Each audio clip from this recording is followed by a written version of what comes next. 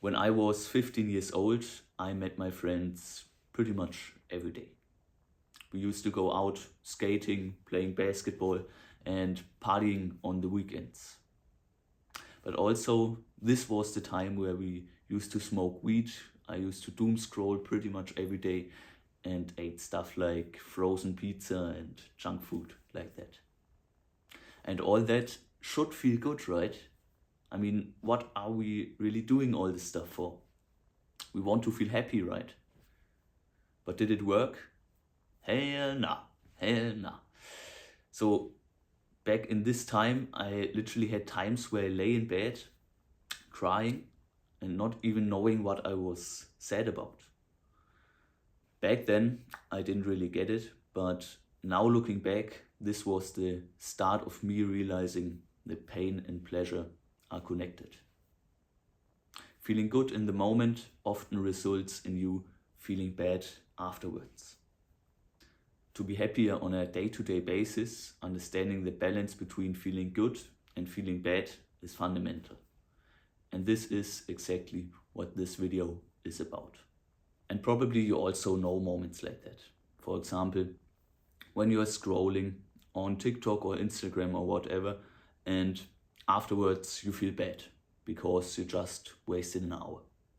Or when you're at McDonald's eating a Big Mac and it tastes good, but afterwards you somehow feel a bit shit because it was unhealthy and so on. Yeah, and now the question is, why is that? Why is pain and pleasure so deeply connected? But to understand that, you first have to understand dopamine. So dopamine is this thing in your brain that gives you motivation. So if you think back to our caveman days, something had to give us this motivation to go out and go hunting or gathering or whatever you have to do as a caveman. And now today, dopamine is still doing the same thing. But because of our modern lifestyle, it's a bit messed up. To just get through day-to-day life, we have to have some dopamine so that you're motivated enough to go out of bed, for example.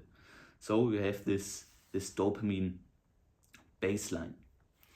And this is like your base motivation. So when you're doing nothing, how motivated you are to do the stuff you have to do. But now, so let's just take fast food for an example. So you have your dopamine baseline right here, up here. But now there comes this stimulating thing of a Big Mac, for example.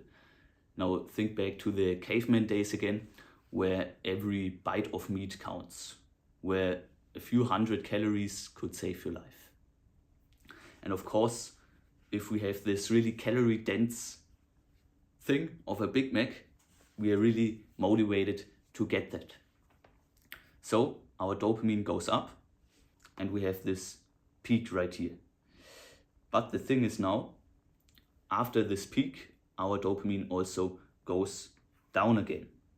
But it doesn't go up to the normal baseline again, but the baseline is now a bit lower. And now, because the baseline is a bit lower, you maybe go on Instagram and then you have a high peak of dopamine again. And that also means, okay, high peak, so you also have a low afterwards and your dopamine baseline goes down again. And that's why you feel bad after doing stimulating things, after things that feel good in the moment. That's this one reason why you feel bad after doing stimulating things. Now, the thing you have to understand is that pain is not going away. So if you now say, yeah, okay, fine, I'll just not scroll, I'll just not do all these things, then that in itself is of course also a bit painful, because you have the option to get stimulated, but you choose maybe the harder path, maybe working out instead of scrolling.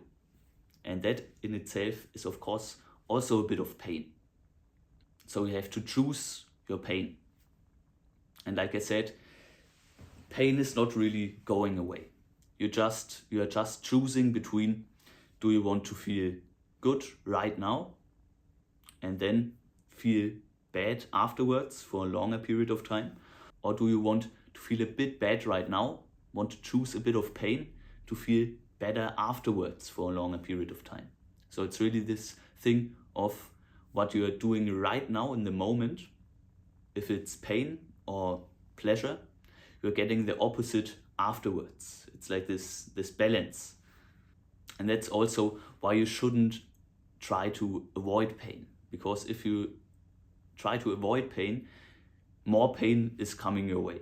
So if you maybe feel a bit bored or feel a bit lonely, and now you want to avoid this pain of feeling lonely, so you go on Instagram and scroll for 3 hours. Afterwards, you're going to feel worse, because we know that dopamine goes up, but now your dopamine baseline is even lower, so you feel even worse. And that's really a thing you have to get into your mind. Don't try to avoid pain. What pain are you willing to endure? And like we said, pain is going to be there. Even if you go to the gym, there are going to be days where you think, okay, why am I even doing this? And then maybe you ask yourself, okay, why am I asking myself this question? Am I lazy? And then this feedback loop comes in. So you feeling bad about feeling bad, or you feeling bad about feeling nervous or something. And that's also something that really takes away from your well-being. So if you feel bad or maybe feel a bit nervous before giving a presentation, for example, and then you feel bad or shameful for feeling nervous. And these second order emotions are also something that really keeps you away from real life and make you feel bad in the long term. Now, that was a bit off topic, but I hope you got my point of the pain and pleasure balance. So if you feel good in the moment, you will probably feel a bit worse afterwards. Or if you feel pain in the moment, if it's a bit meaningful, for example, like going to the gym, you're going to feel better afterwards. And that's the thing I want you to take out from this video. There can't be one without the other. Pleasure and pain are really connected and they come together. You just choose what you want to have first.